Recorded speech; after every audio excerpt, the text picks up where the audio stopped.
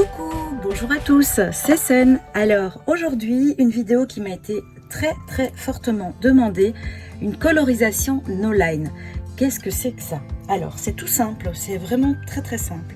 Une colorisation no line, c'est une colorisation où on ne va plus voir à la fin de la colorisation les lignes qui délimitent le tampon ou le dessin. Dans ce cas-ci, donc j'ai décidé de travailler avec des tampons de chez Stampin' Up. Il s'agit de la collection Fable Friends. C'est une collection qu'on utilise plus pour Pâques, mais tout doucement je commence à préparer parce que je sais que je vais manquer de temps. Donc je ne sais pas si elle existe encore. C'est une collection que j'ai achetée à quelqu'un qui est neuve, hein, vous le voyez. Et qui est toute mignonne. Donc on peut voir, il y a une petite canne, il y a des petits canetons, il y a un lapin et un écureuil. J'adore les écureuils, donc ça tombe bien. Donc le lapin qui est tout mignon et qui est assez bien au niveau de la forme. Alors je vais venir en fait, je ne vais pas utiliser ma feuille telle quelle. Alors je vais travailler sur une feuille mix média canson, comme d'habitude, celle que j'aime. Et je vais en fait découper avec un cercle à la fin. Comment est-ce qu'on fait pour qu'il n'y ait pas de ligne? Alors vous avez plusieurs solutions. Moi ce que je fais, c'est que j'utilise les Distress Oxide, puisque quand je vais coloriser, eh bien je vais utiliser cette encre là. Vous allez donc suivez-moi, je vous embarque.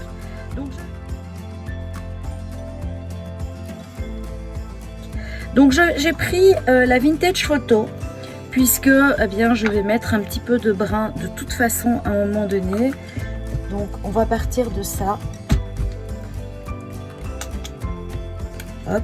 Mais j'aurais très bien pu prendre des tons orangés, enfin vraiment toutes les couleurs. Voilà, donc là c'est tamponné. Je vais attendre un petit peu que ça sèche. Pendant ce temps-là, je vais prendre d'autres couleurs. Je vais rester dans des teintes un petit peu orangées, brunes, chaudes. Alors comment je fais? Je prends un petit spray d'eau, puisque je vais en avoir besoin. Cette fois-ci, j'ai décidé d'utiliser des pinceaux aquarelles. Donc j'ai différents pinceaux que je vais prendre. Mais rien ne vous empêche de prendre les pinceaux à réservoir d'eau. Alors, je commence par mettre un petit peu d'eau sur ma plaque en verre. Et je vais prendre un peu d'eau. Et je vais tout de suite aller mouiller le papier. Alors le mouiller, pas le détremper, c'est léger, hein. Alors vous allez voir que quand vous allez passer sur les bords, eh bien vous allez donc, vous voyez, hein, on va accentuer et on va prendre les couleurs. En fait, les couleurs que vous allez utiliser, elles vont provenir dans un premier temps de l'encre que vous avez mis sur avec votre tampon. Alors, il faut faire attention à deux choses, pas détremper le papier forcément. Et la deuxième, qui peut s'avérer un petit peu plus compliquée, c'est de ne pas passer donc au-dessus des lignes, puisque ça pourrait être un petit peu embêtant. Et deuxièmement, de mal délimiter les parties. Donc on y va tout doucement, vraiment. On prend un petit chiffon propre à côté de soi pour éponger son pinceau.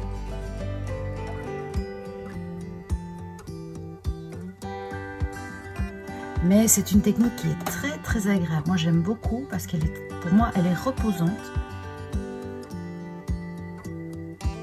déstressante, parce que vous devez être quand même un petit peu concentré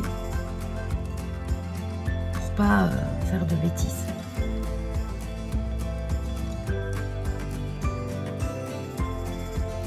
Alors ne pensez pas qu'il suffit de coloriser simplement, non. On va travailler les ombres aussi par la suite. Donc là en fait ce qu'on vient faire, c'est eh bien un petit peu tirer la couleur.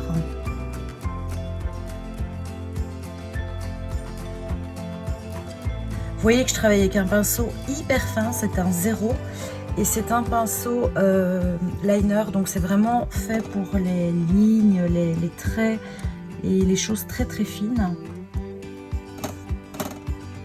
Et honnêtement, des si fins, j'en ai pas encore vu avec les pinceaux réservoirs d'eau.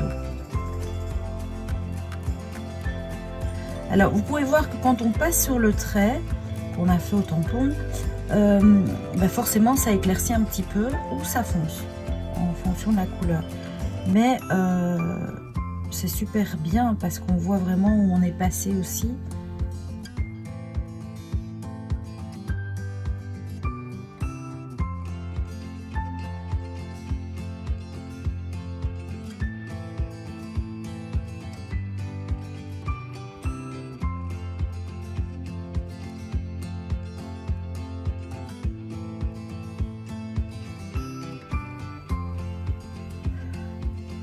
Voilà, le lapin est fait, donc le premier temps. Maintenant, ce que je vais faire, c'est prendre une encre, la Vintage Photo, en l'occurrence.